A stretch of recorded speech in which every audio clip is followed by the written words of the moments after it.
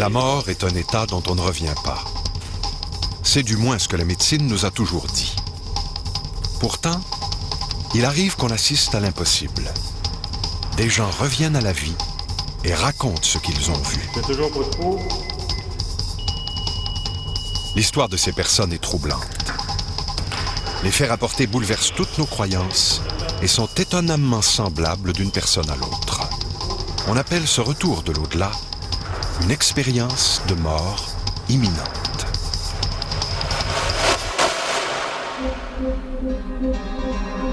Je suis mort à l'âge de 20 ans, il y a 32 ans de ça.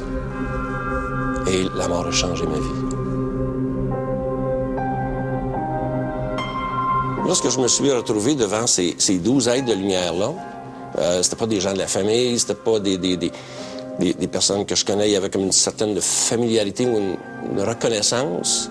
C'était pas une personne, c'était plus une énergie, une lumière. Je pouvais pas définir des visages comme tels ou une forme humaine. C'était comme une fenêtre qui s'ouvrait. J'ai rencontré ces gens-là, mais je retournais sur la terre. C'était correct. C'était comme une porte qui s'ouvre, je l'ai franchie. Autour de 28 ans, j'étais très malade et je me suis retrouvée dans mon lit, inconsciente. Et dans cette inconscience, j'entendais tout et je voyais tout ce qui se faisait. Quand je suis partie dans cet espace noir, c'est vrai qu'au début, c'est très étroit. C'est comme un tunnel, au fond. Mais très vite, le tunnel devient très large, puis on a comme une vue d'ensemble. Moi, je dis la Terre, mais on est comme au-dessus de tout ça. Alors, ça s'élargit, et puis plus on avance, plus on voit cette lumière au fond, là. La mort, c'est la vie, pour moi. Avec ce que j'ai vécu, je peux le confirmer. La mort, c'est la vie.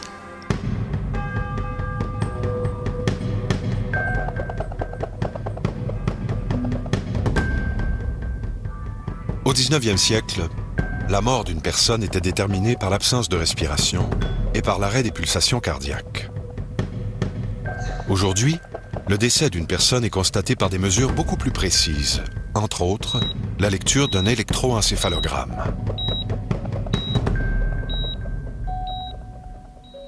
La mort, du point de vue médical et scientifique, se traduit principalement par l'arrêt de la circulation sanguine. Lorsque le cœur arrête de battre, après ça, la respiration cesse, l'activité cérébrale cesse. Et lorsqu'on a tous ces critères, on peut parler de mort clinique. Lorsque le cœur d'une personne arrête de battre, ça ne prend qu'une seconde pour que le sang cesse de circuler dans les veines. Après 6 secondes et demie, le manque d'oxygène stoppe toute activité cérébrale. 15 secondes après, l'activité électrique du cerveau cesse complètement. La personne entre alors dans une phase critique et il faut entreprendre la procédure de réanimation de toute urgence. Massage. Atropine, 2 times 5 minutes. Adrenaline, 5 minutes. Dans notre société, la mort est tabou. C'est un sujet que la majorité des gens préfèrent ne pas aborder. L'idée de la mort est à ce point insupportable que certaines personnes prennent tous les moyens pour se donner l'illusion de ne pas vieillir. Mais on a beau dire, on a beau faire, la mort finit toujours par nous rattraper. La mort, on peut la considérer comme l'élément qui oriente l'ensemble de notre vie, parce qu'à partir du moment où on est conscient de la réalité de la mort comme être humain, à partir du moment où les cultures en ont été conscientes, c'est là qu'elles se sont mises à créer, à résister justement à ce pouvoir-là dissolvant de la mort et à créer des institutions, à procréer. Nos enfants, c'est une forme de résistance contre la mort. Donc, la mort, ce n'est pas que la fin de la vie. C'est ce qui conditionne la vie et fait en sorte qu'on crée de la vie. Good defibrillate, get him ready. 200 joules. Ready? Clear? On a peur de la mort parce que c'est le plus grand des mystères pour un être humain. On a peur de la mort dans cette société occidentale contemporaine parce qu'on l'a complètement occultée. Il s'agit de voir et de réaliser la façon avec laquelle on traite nos mourants et on traite le phénomène de la mort pour se rendre compte à quel point c'est vraiment banalisé en plus.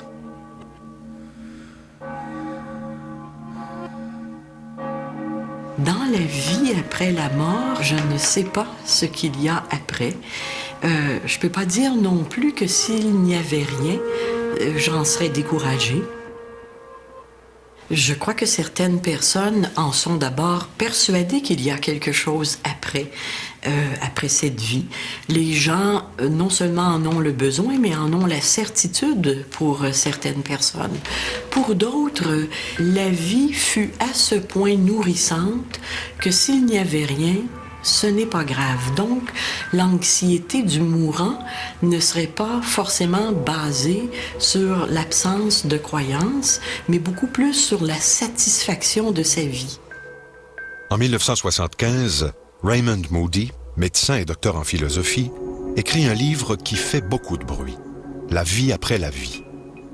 Ce livre aborde un phénomène troublant, l'expérience de mort imminente.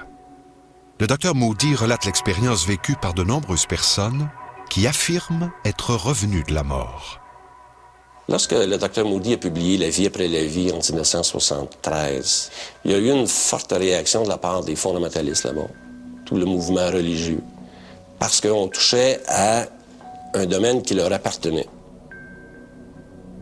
Par la suite, ces gens-là ont réalisé qu'on ne pouvait enlever l'intérêt que les gens avaient face à la lumière, parce que pour eux, c'était le diable, c'était le démon. On retournait là 50, 60 ans ou 100 ans ici.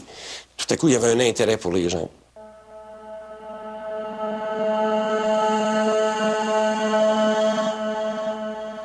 Je ne crois pas à la vie après la mort. Bon, par contre, je comprends que les gens y croient. Alors, la mort, c'est la fin de la vie. C'est le moment où les signes vitaux d'un organisme cessent de fonctionner, où donc l'organisme ne se reproduit plus. Malheureusement, on voudrait que ça continue, mais il n'y a aucun signe qui nous montre que quelque chose d'autre survit à la mort de l'organisme. Il est difficile pour certains de concevoir qu'après la mort, ça puisse être le néant. Pour Benoît Lacroix, théologien et spécialiste des religions, la spiritualité est porteuse d'espoir. Ce qui me fascine, c'est que les gens ont besoin d'espérer. Et ensuite, je découvre chez les gens le désir de savoir ce qui va se passer de l'autre côté. Pour moi, c'est très positif. Évidemment, derrière cela, il y a des croyances religieuses, c'est évident. Et je crois que la puissance de l'esprit permettra à mon corps de revoir d'une autre façon, d'une façon plus spirituelle, les gens que j'ai aimés, le Dieu que j'aime, et puis tout ce que vous voulez. C'est que quand on croit à la supériorité de l'esprit, il faut donner à l'esprit une chance de s'exprimer. L'expérience de mort imminente est troublante. Les personnes qui la vivent sont transformées à jamais. De plus, l'expérience de mort imminente bouleverse nos valeurs et la conception que l'on se fait de la mort et de la vie.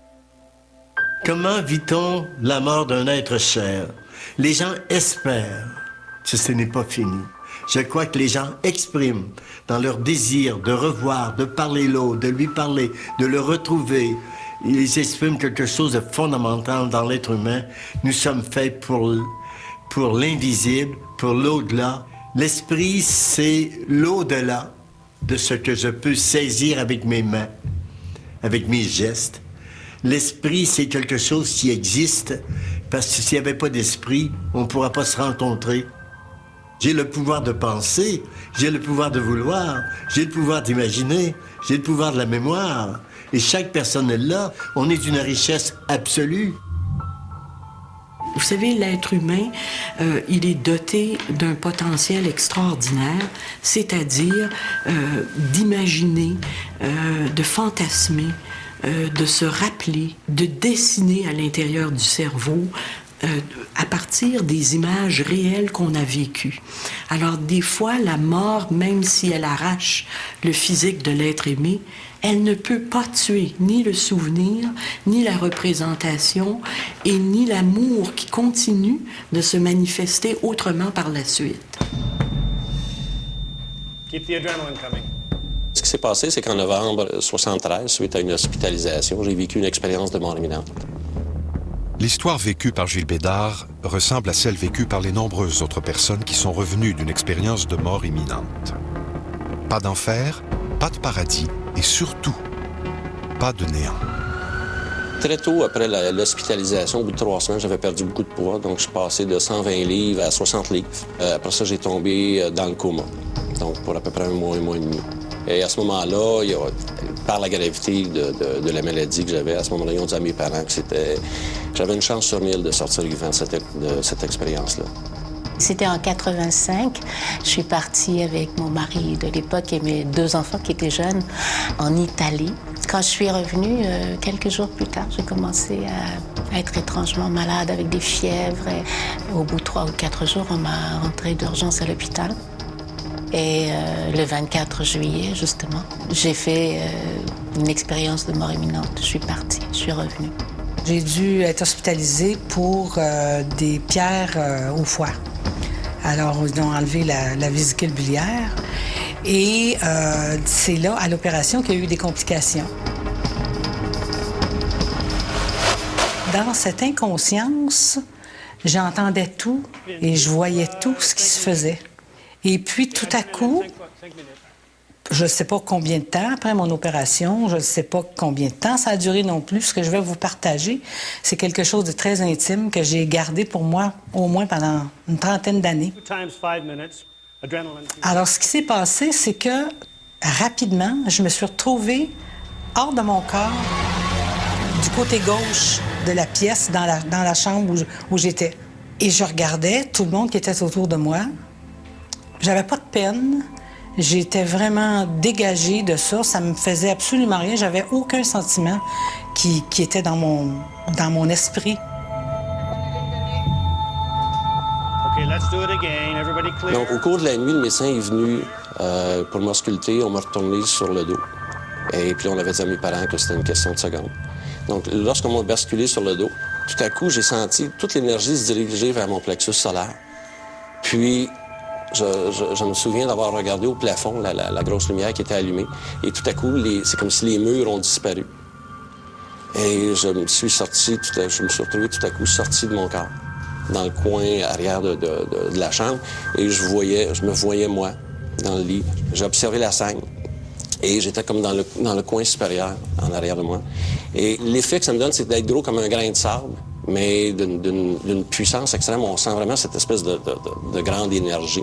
Autant que j'étais dans ce coin, en haut, et j'étais toute entière, par contre, je voyais mon corps sur le lit étendu, avec les tubes intubés, puis des gens qui étaient tout au long pour me soigner. Puis tout à coup, je suis partie très, très vite. Mais d'une vitesse comme si on aspirait une poussière. Tout être humain cherche à comprendre le sens de la vie. Et puis, quand cette chose est arrivée, cet événement très particulier où j'ai fait ce qu'on appelle une expérience de mort imminente, une mort clinique, il fallait que je comprenne le sens de la vie. Pourquoi d'abord je vivais et pourquoi est-ce que j'étais revenue. We're gonna do it again. Clear. J'ai entendu un grand bruit. Puis je me suis retrouvé à l'extérieur de mon corps. Je me sentais bien. Je me sentais libre. Je les voyais s'acharner sur mon corps.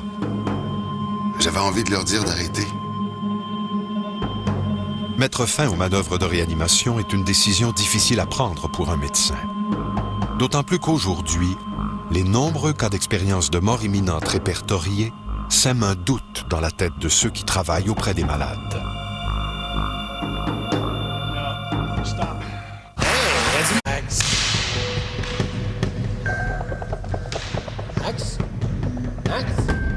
Il est difficile de déterminer exactement à quel instant la mort intervient. Malgré toute l'évolution de nos connaissances médicales, le passage de la vie à la mort reste un grand mystère. No, stop. No, that's it. That's enough. Stop. Je suis mort à 10h38. La réanimation n'a pas permis de me ramener à la vie.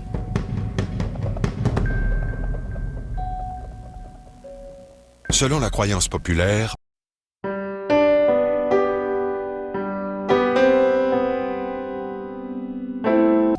il faut faire attention à ce que l'on dit en présence d'une personne qui vient de décéder.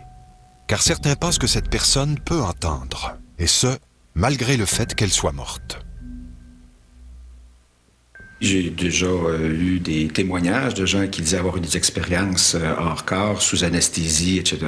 Par exemple, dans un cours que j'ai eu, j'ai un professeur qui m'a raconté une expérience hors corps qui s'est déroulée pendant une chirurgie majeure, sous anesthésie générale. Et ce professeur nous racontait comment, pendant sa chirurgie, il se voyait lui-même en train de se faire opérer. Et il nous expliquait un peu par le détail la chirurgie qui avait lieu. Donc, il n'y avait pas d'émotion de sa part quand il disait se voir lui-même en train de se faire opérer. Il ne semble pas non plus avoir de jugement critique par rapport à ça. Je ne juge pas si c'est vrai ou si c'est pas vrai. J'essaie de comprendre comment ça s'est passé. Et la plupart du temps, on n'a pas toutes les connaissances qu'il faut, ni les instruments, ni plusieurs personnes qui vont converger vers la même description des événements. Ça me met toujours un peu sur ma faim. J'ai toujours pensé que mourir était la chose la plus effrayante qu'on puisse ressentir. Pourtant, j'ai pas peur. Je me sens bien, puis je sais que je suis mort. Je pense à toi, Dominique. Mon amour. Je veux pas que tu souffres, ni que t'aies de la peine.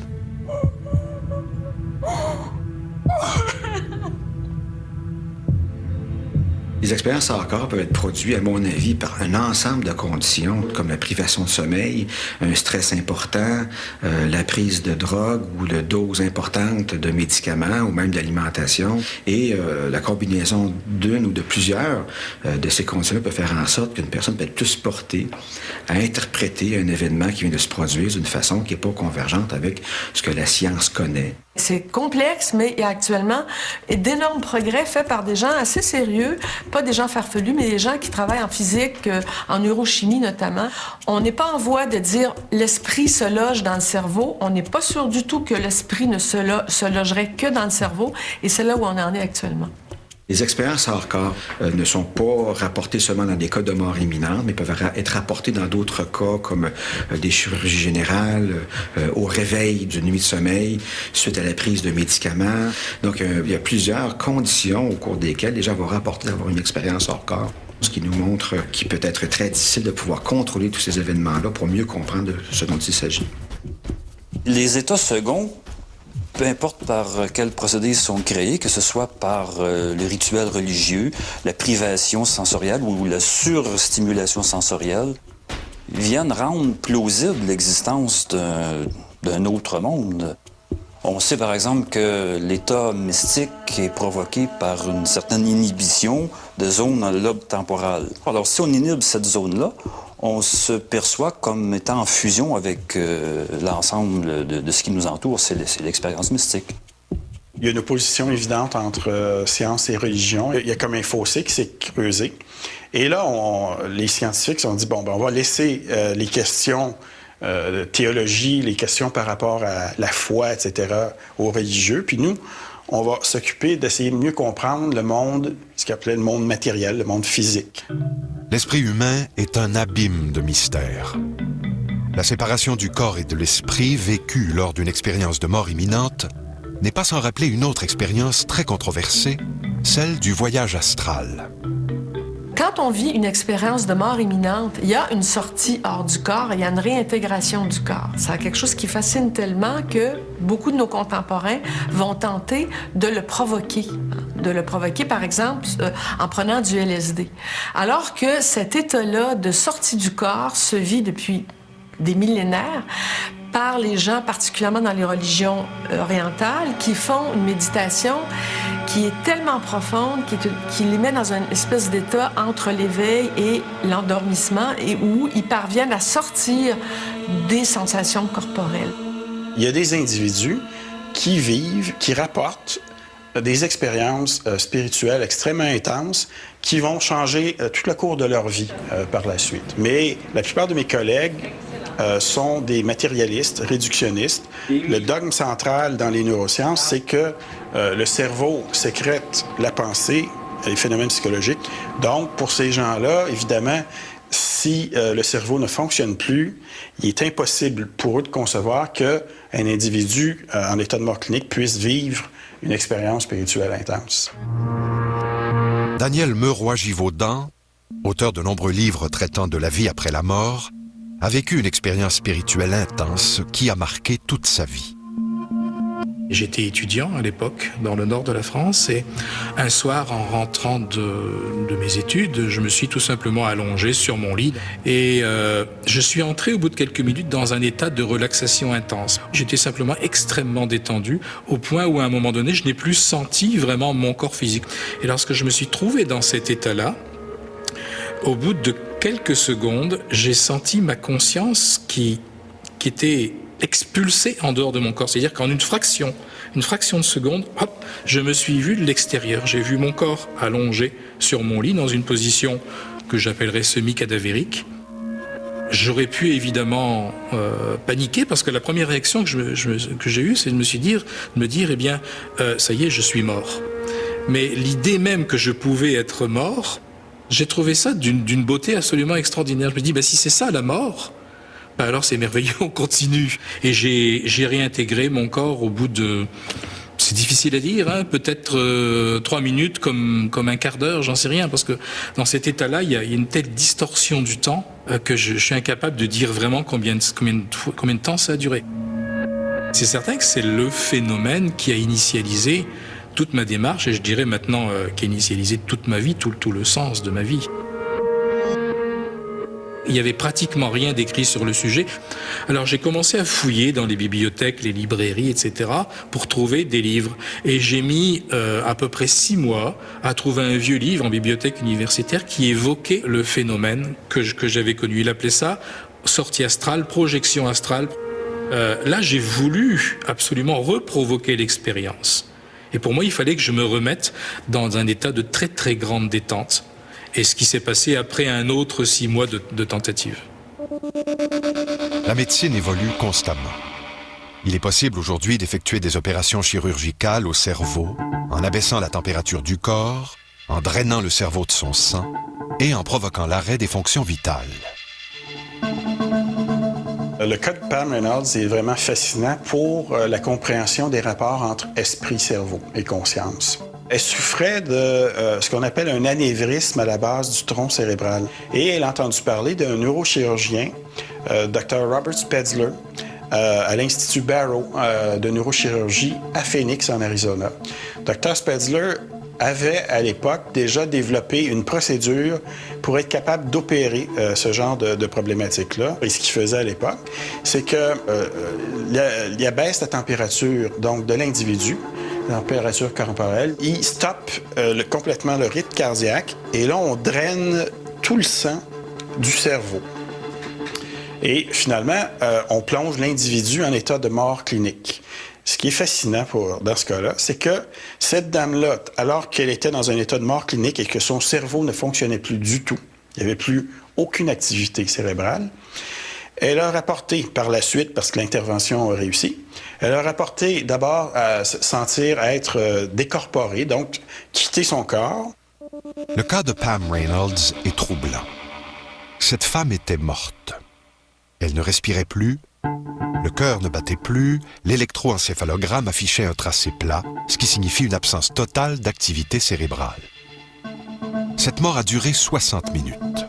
Et pourtant, la médecine admet qu'au-delà de 6 minutes, une personne ne peut revenir à la vie sans encourir de graves séquelles.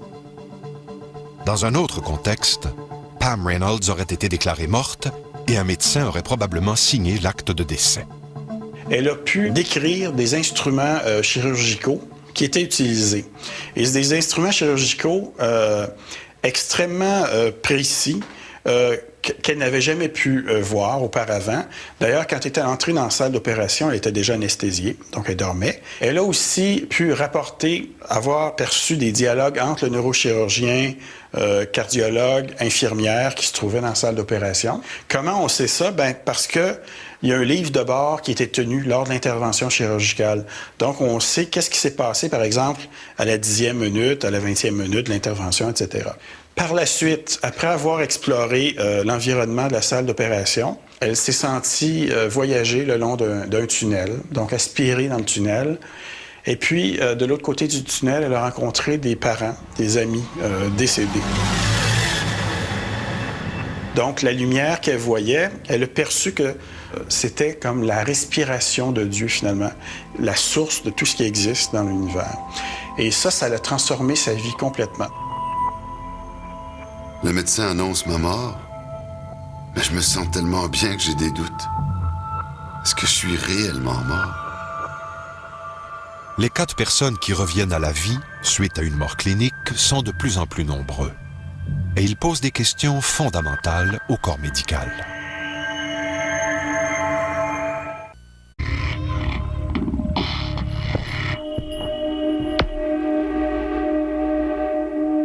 Selon les normes médicales actuelles, on ne peut que constater le décès de Maxime.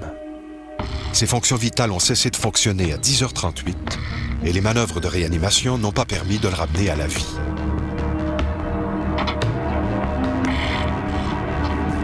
Je sens partout autour de moi une présence.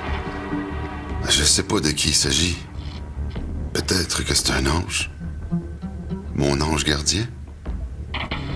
L'imagerie du paradis à la fin de la vie s'est déplacée pour être le paradis à l'intérieur de nos vies. On assiste depuis le début du 20e siècle à une définition de la vie qui est très particulière, qui définit la vie sur la durée de l'existence, c'est-à-dire entre la date de la naissance et la date de la mort, les deux dates qu'on retrouve sur les pierres tombales. Donc, le paradis après la vie, ça se rétrécit d'autant parce que pour nous, la vie, c'est l'existence. Il y a très peu de vie avant, très peu de vie après. Il y a beaucoup de rêves dans l'humanité aussi. On rêve d'une humanité où tous les peuples se rencontrent, s'aiment, se côtoient, pas de guerre. Et on rêve un peu de ciel. Alors, toutes les religions cherchent à mettre des mots sur ces états d'âme. Et je regarde dans la Bible, très vite, même le Christ parlait du Sheol, des endroits où il n'y a rien, des endroits où il n'y a pas d'amour, des endroits où les gens qui ont détesté vont continuer à détester, ça ne peut pas être drôle. Et c'est comme ça que l'enfer a été imaginé. Un récent sondage CROP indique que 60% des Québécois croient qu'il y a une vie après la mort. Aux États-Unis, plus de 13 millions d'Américains affirment avoir vécu une expérience de mort imminente. Les témoignages de ces personnes sont étonnamment similaires, et ceci sans égard à la culture ou aux croyances religieuses. Je me sentais petite, comme un point, puis toute là à la fois. Puis je voyais autour de moi une noirceur, puis une clarté en même temps. C'était vraiment étrange. Et tout à coup, au fond, tout à fait loin là-bas, une lumière. Je dis une lumière, mais on peut pas appeler ça une lumière. C'était un rayon, c'était quelque chose de beau que des mots humains peuvent pas décrire. Et cette lumière m'attirait de plus en plus, mais ça allait tellement vite. Puis j'étais correcte, je partais. Je me suis retrouvé dans une espèce d'immense salle. Face à moi, il y avait 12 êtres de lumière. Et en arrière, il y avait un immense soleil lumineux, mais pas aveuglant. C'était spécial. Et surtout, ce qui m'a frappé à ce moment-là, c'est que c'était comme une lumière qui était consciente. C'est comme si c'était quelqu'un où je ne peux pas vraiment identifier. C'est pas comme une personne comme nous, on la conçoit. Et puis à ce moment-là, j'étais étonné, puis j'ai dit qu'est-ce qui se passe, qu'est-ce qui arrive? Et là, on me dit, à ce moment-là, tu meurs pas, tu retournes sur la terre, tu as des choses à faire. La vision d'un tunnel sombre avec une lumière au bout est rapportée par de nombreuses personnes ayant vécu une expérience de mort imminente.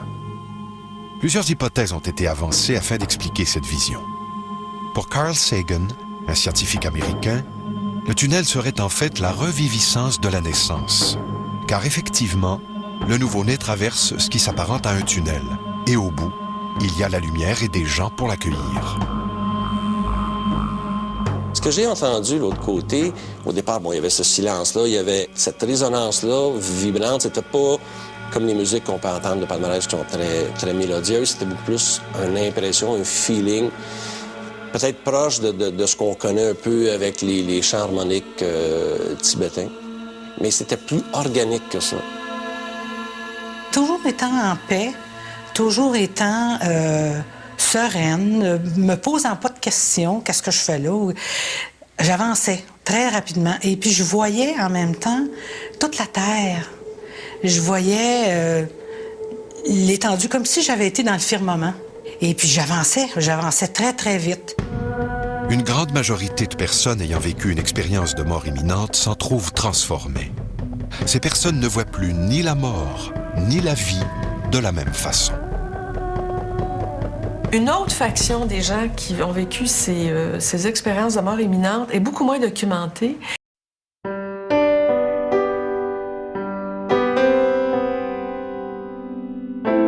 Et c'est des gens qui reviennent dans la vie, mais n'ont plus vraiment envie de vivre. Parce que ce qu'ils ont rencontré là était 1000 fois supérieur comme sensation, comme sentiment d'unité avec eux-mêmes, que ce qu'ils vivent dans la vie courante.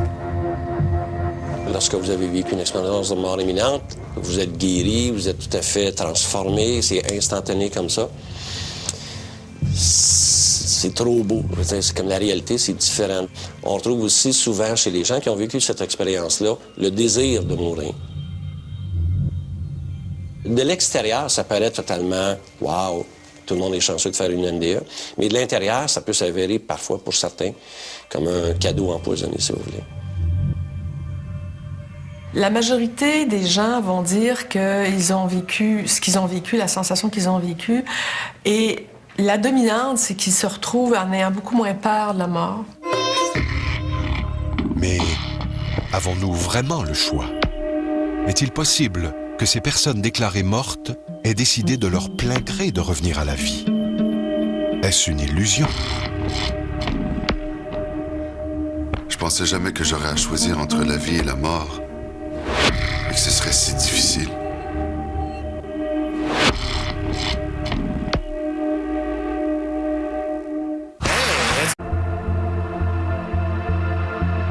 Et si l'expérience de mort imminente n'était qu'une illusion? C'est du moins ce que croient certains chercheurs scientifiques qui expliquent l'expérience de mort imminente par un dernier sursaut du cerveau. Un réflexe cérébral provoqué par une émotion forte, telle que la peur de mourir. Comment ça se fait qu'il y en a qui voient Bouddha, il y en a un autre qui voit Jésus-Christ qui est lui dans les mains, ou des anges? J'ai compris que c'est le cerveau qui interprétait, selon la personne, cette expérience qui, pour moi, n'a pas de mots, pour laquelle on n'a aucune référence.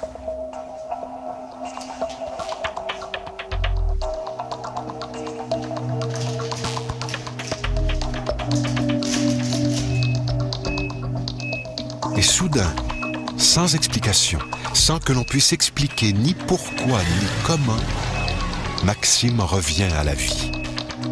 Maxime a vécu une expérience de mort imminente.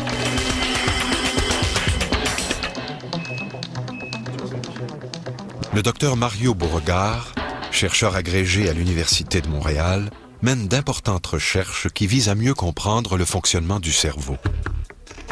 La neurobiologie, finalement, c'est un terme général pour distinguer les différentes branches liées à ce qu'on appelle aussi aujourd'hui les neurosciences. On parle maintenant aussi beaucoup des neurosciences affectives, donc ce qui se passe au niveau du cerveau à différents niveaux, au niveau électrique, chimique, métabolisme, mais en lien avec la question des émotions. Le docteur Mario Beauregard s'est intéressé à l'Unio Mystica, une expérience mystique très intense vécue par des religieuses carmélites qui disent avoir le sentiment d'entrer en contact avec Dieu. On a étudié une quinzaine de carmélites, la plupart qui étaient des contemplatifs, donc qui étaient cloîtrés.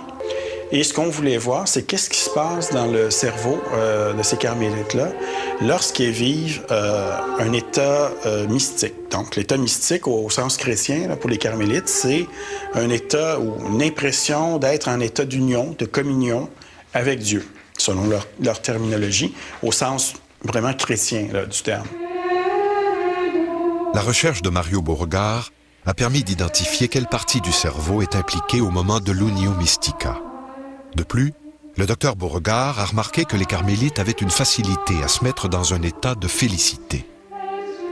Claudette Cousineau a développé elle aussi un intérêt pour la contemplation suite à son expérience de mort imminente. Si je fais de la contemplation, c'est que, comment dirais-je, c'est un lieu d'intimité avec mon Seigneur. Et non seulement je fais de la contemplation, mais je fais de l'adoration. Et pour moi, c'est une rencontre. C'est dans la contemplation que le Seigneur vient nous parler. Alors le silence, se retrouve quand on se rapproche de lui puis quand on s'éloigne des autres. Alors la contemplation, c'est ça.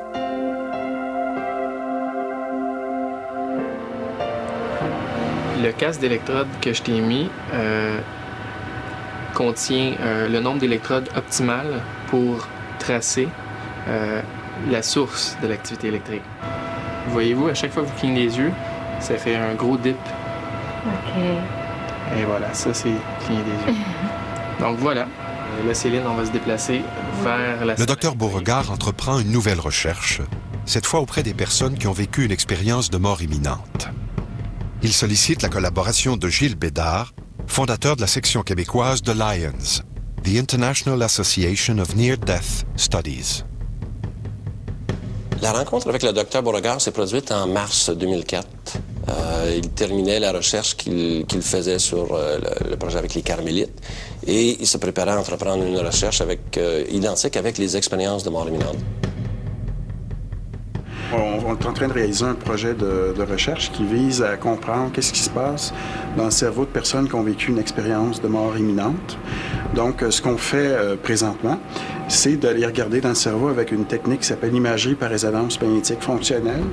Ce qui se passe au niveau, disons, des régions puis des circuits qui sont activés lorsque les personnes revivent ou se remettent en contact avec la lumière qu'ils ont perçue lors de leur expérience imminente. Prête? On commence par l'état de repos. Les sujets sont recrutés par le biais d'annonces placées dans différents médias. La réponse est étonnante. On a eu très rapidement une centaine de réponses pour participer à notre projet de recherche. Donc, il y a eu une très, très bonne réponse. Les gens étaient très, très intéressés à participer.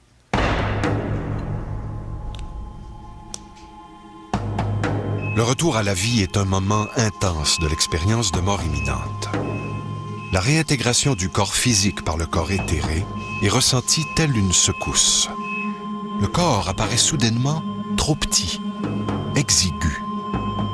T'es entière, puis t'es comme un point en même temps, et tu t'en vas, puis t'es détaché, tu n'as pas de pensée, de recul, de dire « Oh, ils vont avoir de la peine », mais tout à coup, mes enfants. J'ai dit « Hey, je peux pas partir, mes enfants ». Et c'est instantanément, aussitôt que cette pensée vient, instantanément, on peut pas dire que c'est un recul, mais tu reviens instantanément. Autant t'es attiré vers la lumière, autant t'es attiré vers le retour. Ça se fait instantanément. Quand je suis revenue à moi, il était évident pour moi, sans que j'en ai jamais entendu parler, sans que j'aie lu quoi que ce soit là-dessus, que j'étais morte et que j'étais revenue. Tout le monde aurait eu beau dire « Ben voyons Lise, tu divagues ». Mais non, c'était évident que j'étais morte et que j'étais revenue. Maxime est revenu à la vie. De nombreuses personnes qui ont vécu une expérience de mort imminente témoignent que le retour à la vie fut le fruit d'une décision personnelle. Quand je suis revenue de l'autre côté des choses, cette question qui pour moi demandait une réponse, de savoir pourquoi est-ce que je suis revenue, qui m'est arrivée, m'est arrivée une réponse qui était très simple, en fait. Lise, tu es revenue pour apprendre à aimer. À ce moment-là, je me souviens, je voyais ma mère, mais je voyais pas mon père. Puis, bon, il s'est levé, puis il m'a pris la main, puis c'est comme s'il me transférait tout son amour, toute son énergie. J'en parle, j'ai encore l'émotion, parce que c'est encore très présent. Et ça avait été un moment, c'est comme une décharge d'énergie ou d'amour.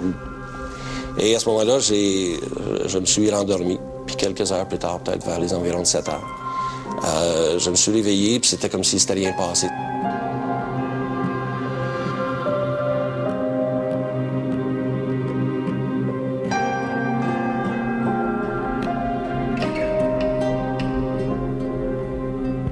La réaction des gens peut être parfois sceptique, curieux. Il y a un intérêt. Puis à ce moment-là, c'est là qu'on réalise souvent que quelqu'un va nous dire « Ah, ben moi aussi, ma grand-mère a vécu ça, ma mère a vécu ça, j'ai un oncle qui a vécu ça, ou des amis. » Mais on n'osait pas en parler pour pas passer pour fou. Et c'est la même chose avec de la part des expérienceurs. Je l'ai révélé quand j'ai suivi un cours d'approche aux mourants, il y a à peu près une dizaine d'années de ça. À l'intérieur de ce cours-là, le professeur demandait s'il y avait des gens qui avaient vécu une sortie du corps. Et il y a quelqu'un qui a raconté son expérience et tout à coup, j'ai raconté la mienne. Revenir de la mort, c'est difficile à concevoir. Ou d'une expérience limite ou de quelqu'un qui est malade, c'est un mot qui fait en sorte, ou une réalité qui fait en sorte qu'on a tendance à s'éloigner. Je pense que l'expérience que j'ai vécue et la vie après la mort, c'est une vie totalement différente que ce qu'on connaît ici sur la Terre. C'est une vie que je ne peux pas décrire, mais c'est une vie où tu veux aller. Parce que c'est une vie certaine. Tu t'en vas pas dans un trou, là. C'est une expérience qui n'a rien à voir avec ce qu'on vit ici. Et donc, du coup, on n'a pas les mots pour le dire. On a vraiment l'impression que de toute façon, quoi qu'on dise, on trahit infiniment ce qui est arrivé. Nous trouvons, avec ces thèmes-là, à rejoindre toute la culture des grandes religions par rapport au temps, par rapport à l'au-delà, par rapport au visible, par rapport à l'invisible. Alors, ça donne beaucoup d'ampleur, disons, à cette réflexion. L'important, c'est de ne pas s'arrêter et d'introduire peut-être un peu de vie éternelle dans notre réflexion.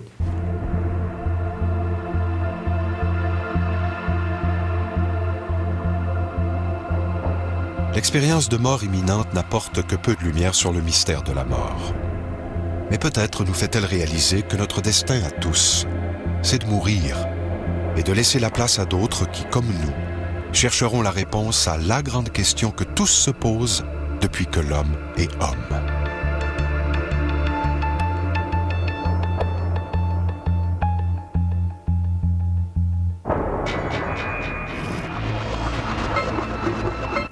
Elle m'a séduit au premier regard. J'étais prêt à lui offrir mon argent et des bijoux, mais ce n'était pas assez. Elle en voulait plus. Belle et dangereuse, dans un instant à Canal D.